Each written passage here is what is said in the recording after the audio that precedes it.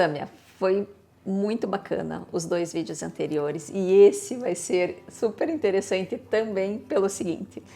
Nós tivemos uma conversa super longa, que ela foi composta nos 2 primeiros vídeos e agora a gente vai colocar alguns recortes de toda essa informação, toda essa doação tua, tá? Porque você está abrindo peculiaridades da tua família, o que aconteceu com as tuas filhas, isso é tão sério. É verdade. Tá? E eu respeito tanto e quero te agradecer mesmo do fundo do coração por você, porque não é para mim. Eu tô aqui, né? A minha experiência de vida é diferente da tua, mas tem tantas outras famílias que vão usufruir disso de uma forma tão aberta, tão completa, né? E com tanto carinho que você tem, a gente consegue perceber tudo isso nas tuas palavras, né? Te agradeço muito, Imagina, muito, muito prazer. mesmo. E obrigada por abrir as portas da tua casa para dividir a tua vida. Obrigada, eu que agradeço. Como eu comentei no último vídeo, a gente sempre pede muito a Deus uma direção do que como a gente deve ir, o que a gente deve fazer, né? E a gente lê a Bíblia e o versículo, a gente ora, a gente pede a Deus e Deus sempre responde. E tem sido isso até a gente chegar até aqui, né?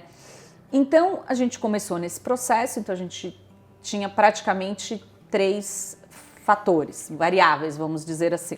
A primeira, que era o processo do visto. Sim.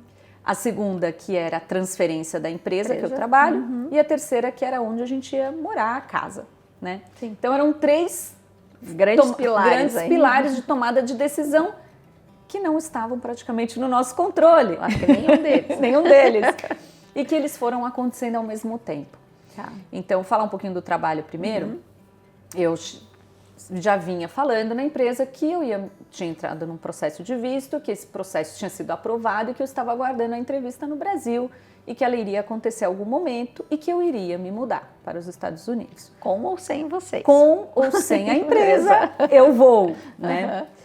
E aí eu já falando, eles não, quando chegar a hora, porque eu também não tinha aprovado, então eu também não podia fazer tanta pressão. Então eu tinha que ir uma pressão suave.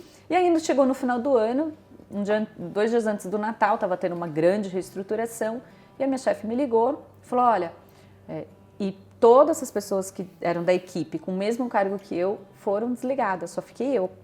E ela me ligou e falou, olha, a gente tem uma vaga para você, né, me elogiou, fiquei super feliz e tal, você vai trabalhar com tal pessoa, e é isso, tal, a gente está muito feliz que você vai ficar. Eu falei, ótimo, mas assim, antes da gente desligar, deixa eu só te lembrar que eu estou num processo de imigração.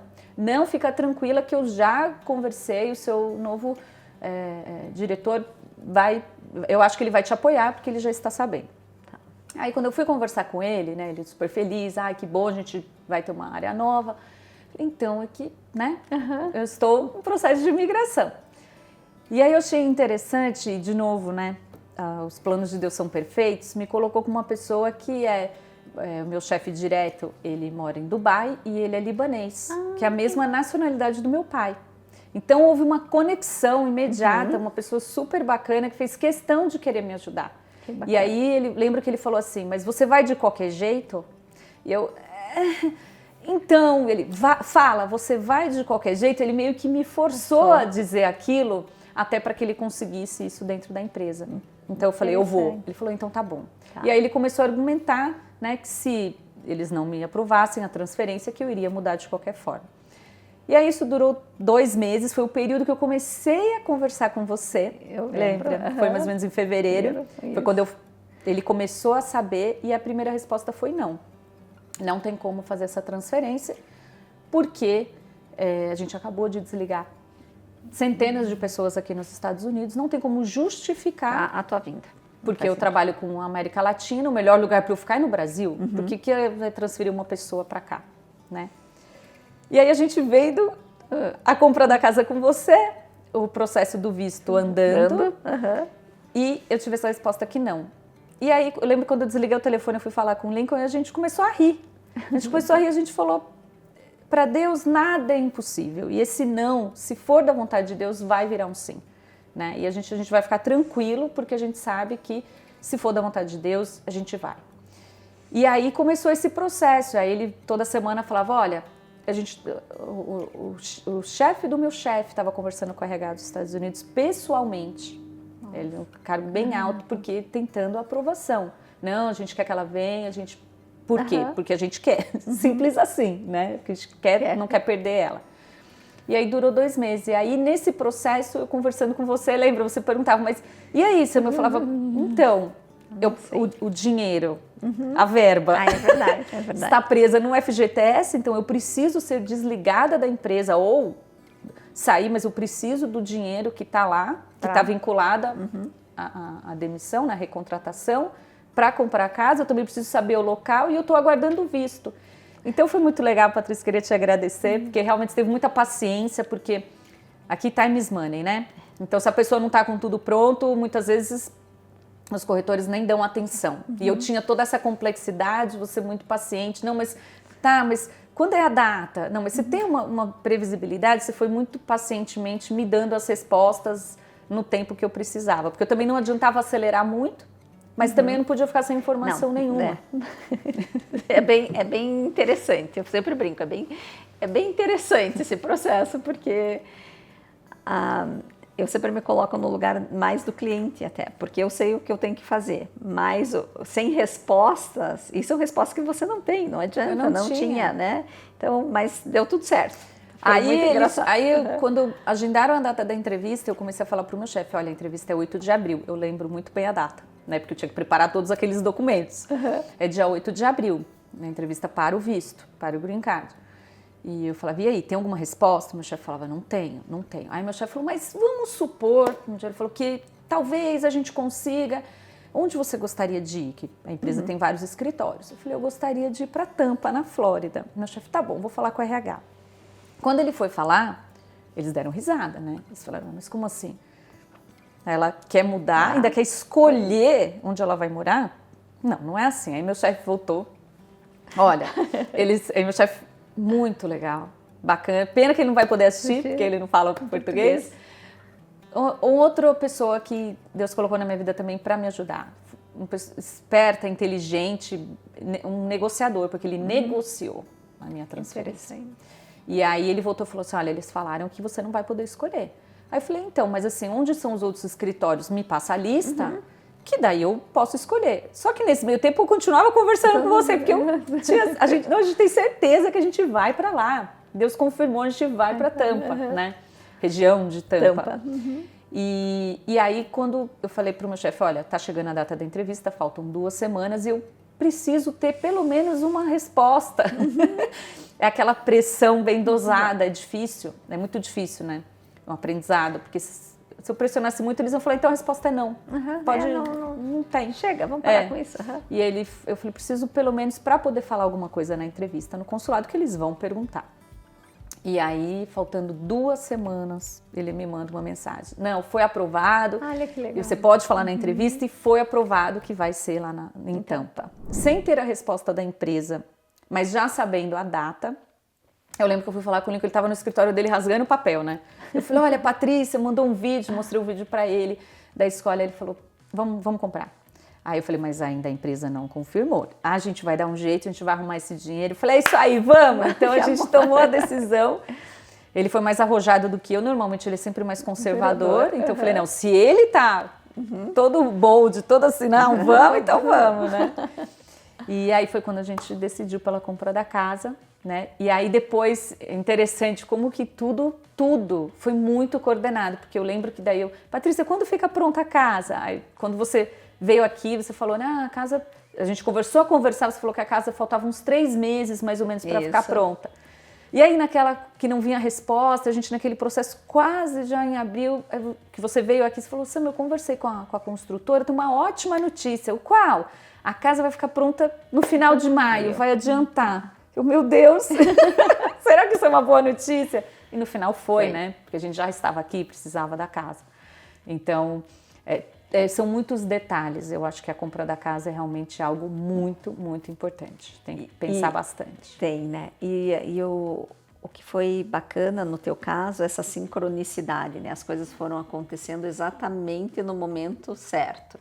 E acabou que eu lembro certinho que o closing não aconteceu no dia, né? Vocês não conseguiram pegar as chaves no dia. Foi truncado, mas foi no dia seguinte ou 2 dias depois? Acho que 2 dias depois, porque a gente veio aqui e fez uma vistoria. Isso. Foi algo assim. Não. Porque a gente foi pro closing. Não, foi no dia seguinte que eles foi liberaram porque não tinha caído o valor do banco e o cartório. Então, aí, Patrícia, você me permite um comentário, né? Você me falou, olha, Sâmia, talvez não vai, porque eu perguntei, Patrícia, a gente vai sair de lá, eu vou sair com a chave, né? E você falou, olha, talvez sim, talvez não. Então, eu acho que, assim, essa questão da expectativa versus realidade, se eu tivesse ficado, não, eu vou sair de lá com a chave, se eu não sair, eu vou ficar triste. Então, eu já saí de lá, eu falei para todo mundo, né, olha, se der, a gente vai pegar. Se não der, tá tudo bem. No outro dia, a gente pega. E eu acho que não deixar as coisas tão pequenas tirar a beleza de algo tão grande que está acontecendo. Tão grande. E até no caso específico da Sâmia, o que acontece é, em determinados momentos, como tem uma relação entre o cartório e o banco, não é tão azeitada essa relação que toda a parte de documentos chegaram, né, até um determinado horário, só que aqui nos Estados Unidos tem datas de corte, horários para transferência bancária.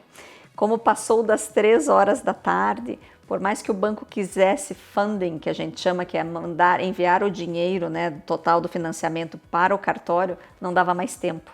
Só ia cair no dia seguinte.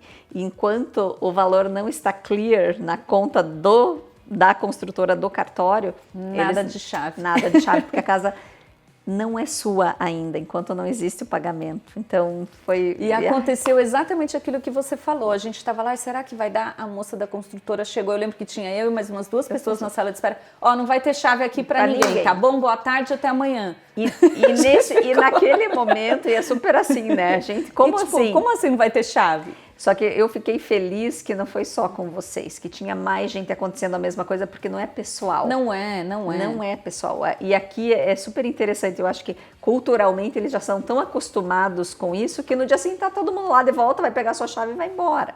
Né? Não, tá tudo certo. É que o americano não é tão dramático que nem o latino-americano. Pode ser, eu não posso falar muita coisa, mas... porque eu já tô aqui há mais tempo, então chega uma hora que até eu às vezes estranho as reações, porque eu já não tô mais acostumada. Você já tá mais racional. Com essa passionalidade toda, que é normal e não tem problema, porque é o formato que é lá. Eu sempre brinco, o nosso inconsciente coletivo, né?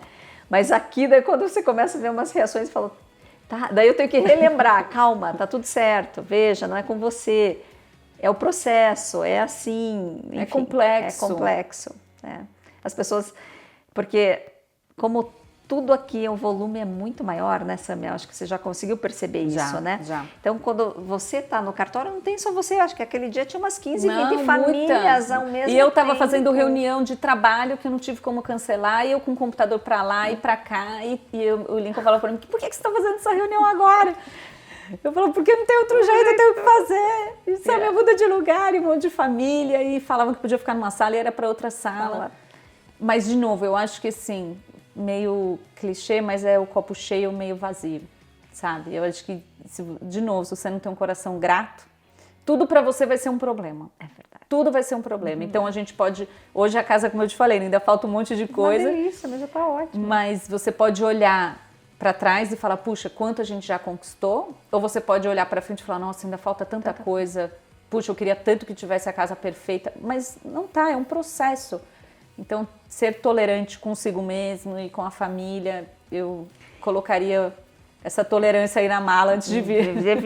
E essa informação e essa posição é super legal. Por quê? Principalmente quem tem filhos pequenos, que são 2 esponjinhas, né? Ficam prestando atenção em aquele radar e tudo é novo para todo mundo. E se pai e mãe estouram ou tem uma reação um pouco diferente para ele, né, para a criança é uma outra leitura. Então esse cuidado, esse entendimento tem que verdade. existir. Eu já tinha esquecido, mas agora você me fez lembrar que realmente o primeiro mês que a gente estava aqui, eu acho que a gente estava mais estressado, porque aquela pressão, aquela sensação de uau, eu tenho tanta coisa para fazer, a gente não veio cada um com uma mala, então a gente não tinha quase nada, né? E a gente não tem crédito, né? Então, Detail, sem dinheiro, sem crédito, com uma mala cada um. Então a gente estava, e o Lincoln, acho que o peso da responsabilidade. E aí as crianças realmente, você me lembrou que um dia a mais velha falou, né? Nossa, mas assim, aí elas cobram, né? Mas foi para isso que a gente mudou, né? Para ficar nervoso, para a gente ficar irritada, e a gente se acalma, né? Mas realmente não é fácil, porque naquele início, né? Então assim, você tem que acordar tudo, é tudo novo, precisando de tudo, então tem que ter paciência. Essa experiência da escola, dando continuidade, a conexão foi tão grande e eu me senti na obrigação de querer ajudar. Porque eu acredito que a gente tem um propósito de estar naquela escola. Porque a gente vem muito para os Estados Unidos para querer receber. E a gente veio para cá que a gente acredita muito, que a gente tem um propósito aqui de também ajudar os Estados Unidos. Não só receber, usufruir, mas de contribuir com esse país que é tão abençoado. E aí, desde o começo, eu comecei a falar para a diretora nessas pequenas interações, conta comigo. Aí um dia ela falou, olha, eu vou contar mesmo com você. Eu falei, pode contar. E aí ela mandou, muito bacana, sensacional que tem aqui, né? Que a escola, ela tem, eu acho que até uma obrigação de convidar alguns pais e a sociedade, de forma geral, a comunidade, né? A sociedade, né, daquela escola, para contribuir de forma voluntariada com a escola. Então ela convidou algumas pessoas e ela me convidou. Então já tiveram 2 reuniões. Nas 2 reuniões eu fui a única mãe de aluno. Na primeira eu acho que tinham mais 2 mães de alunos lá que foram. E ela compartilhou nessas 2 reuniões dados da escola.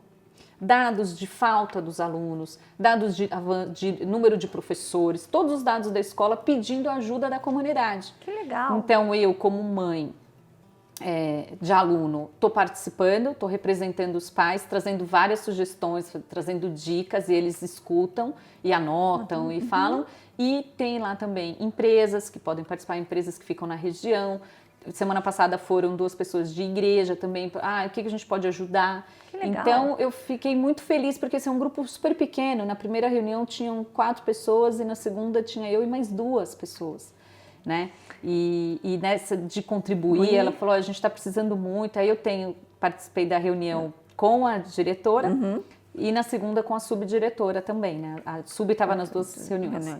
E aí nessa segunda reunião ela falou, olha, a gente precisa de uma pessoa que de forma voluntária que participe da reunião escolar do condado. Olha que e que legal. vá lá na reunião, eu esqueci a sigla, mas depois posso até colocar DAC ou CAD, e que vá lá nessa reunião, representando a comunidade, os pais da escola, escute tudo o que acontece na reunião e traga para a escola. Que legal! Para a gente saber. Você vai? E eu vou.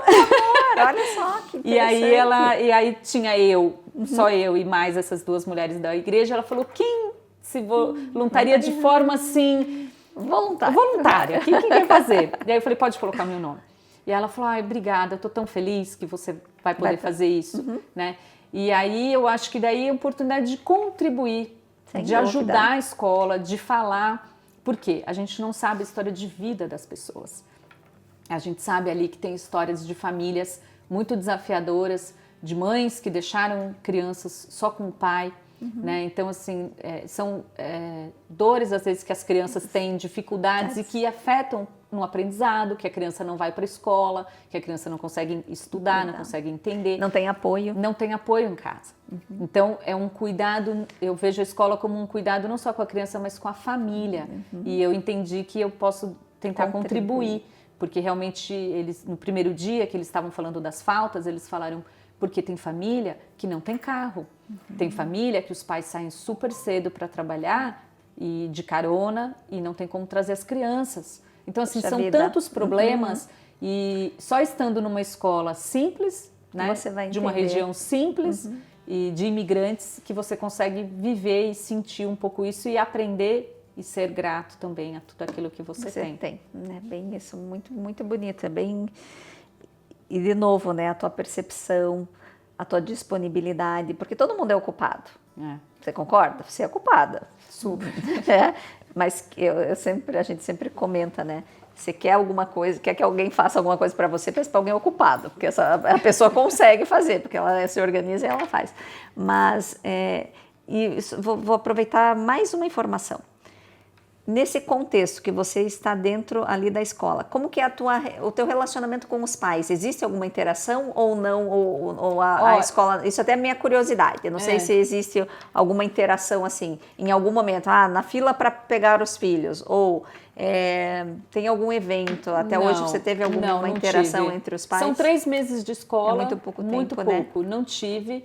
Mas a escola eu percebi que faz muitas atividades, então é difícil, não tem como não gostar.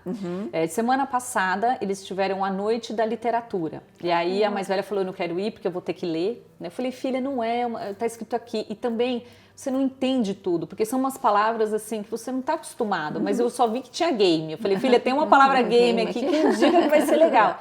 E que amor que foi. Várias atividades no corredor da escola, nas salas, luzes apagadas, as crianças entravam com lanterna, tinham que achar as palavras e escrever no papel.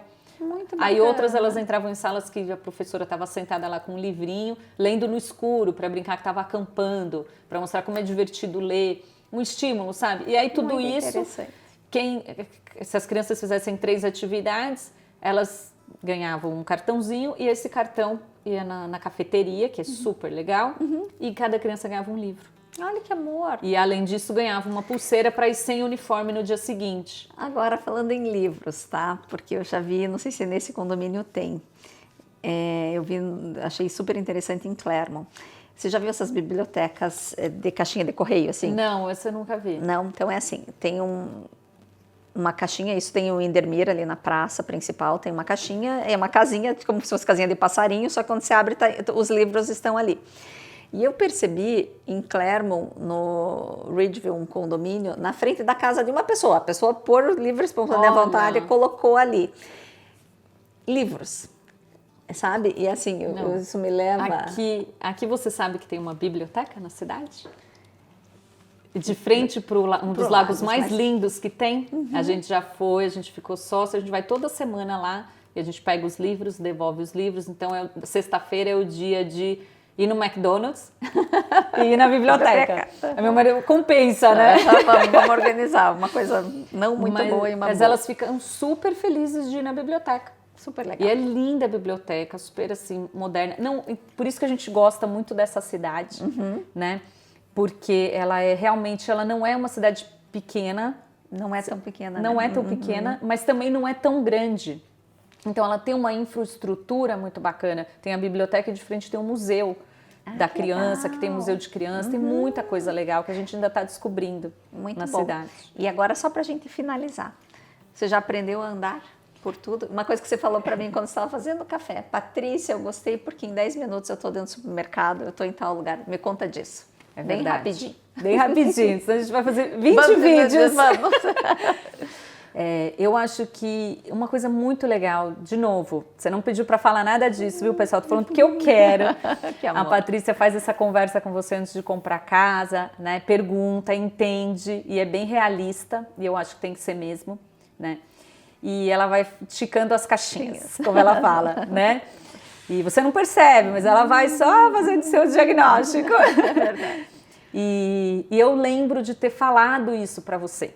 Patrícia, eu gostaria de estar num lugar tranquilo, eu quero ter uma experiência calma, mas eu não quero ficar afastada da Target.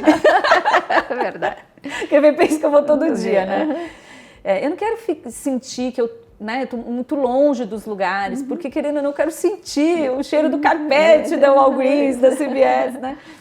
E ela falou, e aí a gente achou juntas essa opção, que era um condomínio, que dentro dessa cidade é o mais perto do meu trabalho, sim, de casas novas, né? Que a gente depois se puder filmar um pouquinho lá fora, dá para ver o quanto é agradável, é muito tranquilo aqui, mas que em 10, 15 minutos, sem a gente perceber, a gente tem vários restaurantes, inclusive aqui atrás dessa mata, tem restaurante legal. Da Mongólia, mexicano, de várias culturas, inclusive. Interessante. Muito interessante. Você vai dividir comigo, porque vai ser ali mesmo. Então, isso que eu acho que é interessante aqui, você realmente fazer uma análise do que realmente você gostaria, não dá para ter tudo, lógico, você, né, pessoas super beneficiadas.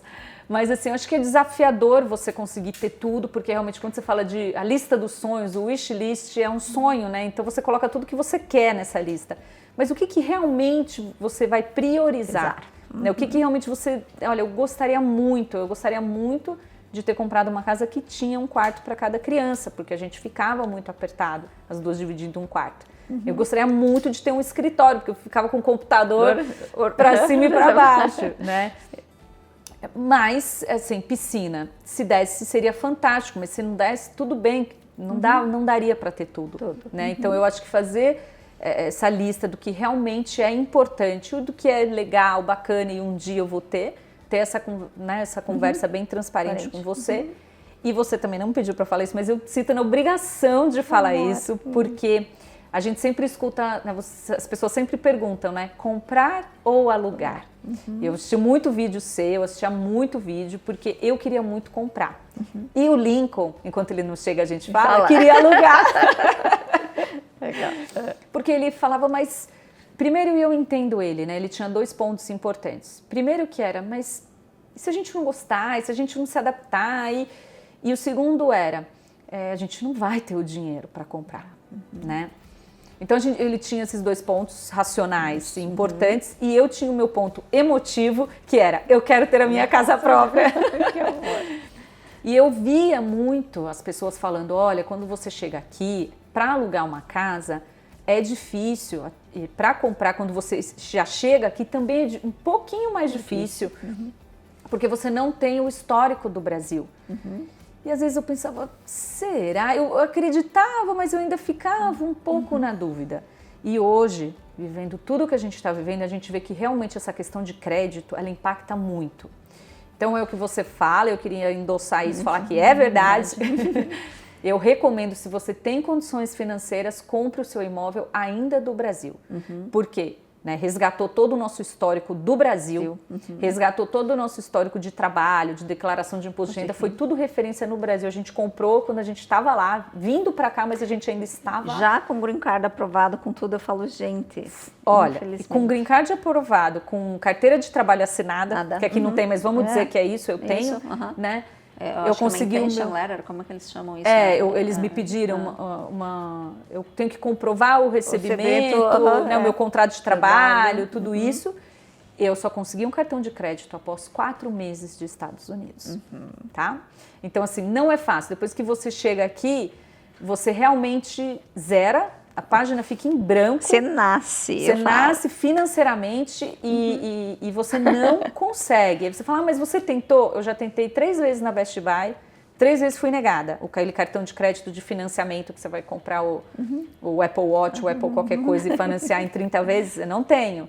Nas lojas de imóveis também nada foi aprovado até hoje de financiamento de imóveis, de eletrônicos. Tudo que a gente compra a gente tem que pagar à vista.